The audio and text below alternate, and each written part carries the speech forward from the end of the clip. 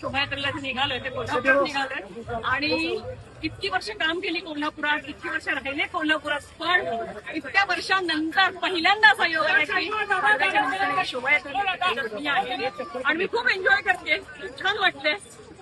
सध्या आपल्या देशावर जे काही संकट चालू आहे, आपण आशा करूया आजच्या दिवशी की आता ज्या पद्धतीने वाजत गाजत नववर्षाचं आपण स्वागत करतोय, त्याचं आयुष्य पूर्ण म्हणजे वर्ष आणि त्याची पुढची वर्ष कुठेही युद्ध वगैरे काही न होता सुखा समाधानाने सगळ्यांचं जाऊ दे एवढीच देवाला प्रार्थना करते. ही नववर्षाची पहाट घराघरांत सजली आनंदाची गुढी आणि वारणाच्या शुद्धतेची साथ. पुरणपोळीचा नैवेद्य आणि वारणा श्रीखंडाचा गोडवा.